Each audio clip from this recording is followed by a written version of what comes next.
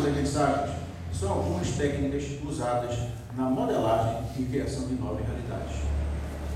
Fatos escolhidos arbitrariamente dentro da realidade efetivamente verificada são apresentados de forma fragmentada, com aspectos selecionados e descontextualizados, reordenados de forma invertida, que contraria relevância, papel e significado, e ainda com partes reais substituídas por versões opinativas.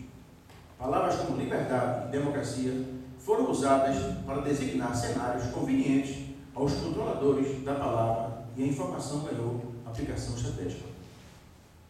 Do quadro ao fato, apenas a conveniência das convenções e o interesse daqueles que controlam as informações.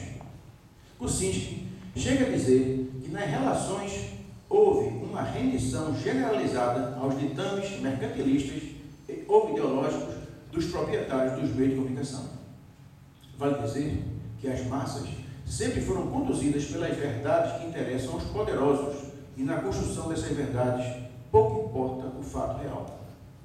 A história mostra que inocentes foram e são condenados por vereditos que, longe da justiça, apenas traduzem a verdade oficial que interessa e convém às elites. Entre as vítimas dessas verdades construídas, dispondo, entre tantos outros, Jesus Cristo, que teve a vida terrena ceifada aos 33 anos de idade.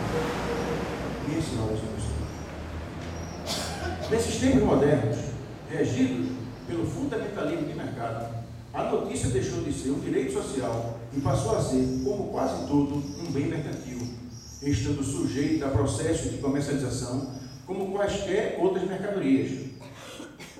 Muitos dizem que se não apareceu na mídia, o fato não aconteceu. Esta frase, tomada pelo seu inverso, afirma que se apareceu na mídia, o fato aconteceu. Assim, a mídia tem a chave da construção e da desconstrução de realidades. Em função dessa capacidade, a mídia encarna um poder equiparável às grandes religiões, subjugando, substituindo ou induzindo ações e comportamentos. Não é à toa que se atribui à mídia o quarto poder, nivelando-a aos poderes republicanos, executivo, legislativo e judiciário. No ambiente mercantil, o sonho de consumo, criado pela propaganda, também estabelece novas realidades. Com efeito, a conjunção da mercantilização da notícia com a aplicação de refinados programas publicitários desperta um sonho de consumo em realidades arrebatadoras que cria o consumismo, eixo em torno do qual gira a sobrevivência do sistema que hoje controla o mundo. Vale dizer que, além de ser usada como item indutor do consumismo, a notícia passou a ser um decisivo elemento de controle social. O noticiário e o comentário correlato modulam o comportamento geral, criando realidades que orientam as conversas e indicam o caminho que costuma ser trilhado pela maioria. Não é sem razão o caráter alienante de certos programas, confirmando o triunfo da banalidade tratada por alguns como uma comunicação do grotesco, que ocupa o tempo das pessoas, afastando-as das coisas que possam levá-las a pensar sobre a irrealidade da realidade que vivem. Onde está a verdade? Onde está a mentira? O que é fato? O que é boato? O controle da informação, portanto, do esquema que permite construir verdades e definir a opinião pública, é uma peça central da estratégia militar, comercial e diplomática. Ficção e realidade não ocupam posições antípodas, mostram apenas duas faces da mesma moeda. Minhas senhoras e meus senhores, vale lembrar que este fenômeno não é recente. De fato, embora mais evidente na atualidade, a construção de realidades psicológicas vem de longas datas e apenas ganhou impulso com o aperfeiçoamento das modernas técnicas de propaganda e comunicação. No segundo período da história do pensamento grego, ainda no século IV a.C., também conhecido como período antropológico, pela importância que atribuiu ao homem e ao espírito, inaugurando uma nova fase na história da compreensão dos fenômenos, Demócrito contestou Protágoras, que defendia que todas as coisas, todas as sensações eram igualmente verdadeiras com objeto sensível. Demócrito afirmou que todas as sensações são falsas, pois não tem contrapartida real fora do objeto sensível. Fundamentando seus ensinamentos, Demócrito distinguiu aquilo que é convenção, ou seja, aquilo que é fruto de opinião ou de um acordo entre os homens, daquilo que é natureza. Quando a gente chama Curitiba de Curitiba, isso é uma convenção. É uma convenção. Mas uma pessoa que está lá fora, sentindo frio, não pode dizer que aquilo é calor, desde que saiba que a definição de calor é a definição de frio. Por convenção, disse Demócrito, há o doce, o amargo, o quente, o frio, a cor. As nossas sensações não representam nada de extremo, nem de externo, apesar de serem causadas por algo fora de nós. Esta é a razão, porque a mesma coisa, às vezes, dá a sensação de doce e às vezes de amargo. Nós, na verdade, não conhecemos nada de certo, somente que as coisas mudam de acordo com a disposição do corpo e com aquilo que nele penetra ou lhe opõe resistência. Por isso, não podemos conhecer a realidade, pois a verdade jaz no abismo. Com essa linha de raciocínio, Demócrito foi o precursor da lógica dialética, retomada no século XVIII por Hegel, adotando o ritmo ternário entre duas teorias contrárias, tese e antitese, que se conciliam, fundindo-se numa síntese superior.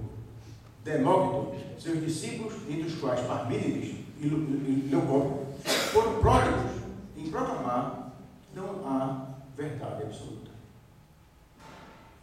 Sob esse ponto de vista, o gênero ficção ganha um outro sabor, pois mentira e verdade perdem a linha divisória rígida.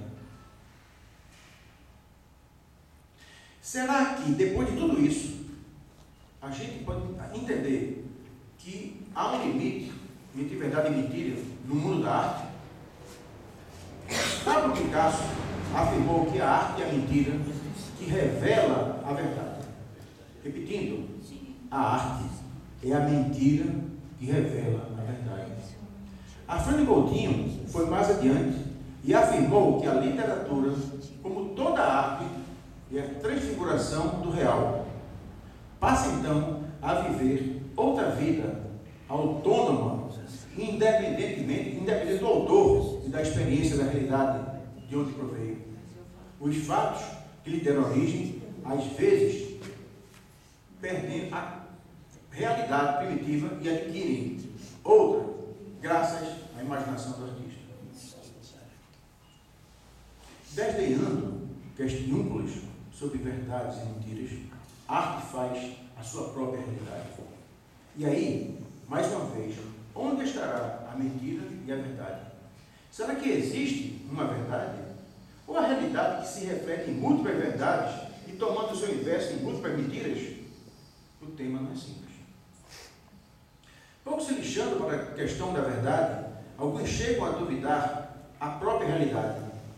Alguns cientistas modernos admitem a possibilidade de que a própria realidade não exista. E como no filme Matrix, produzido em 1999 pelos irmãos Wachowski, nossa existência seja uma simples simulação de computador.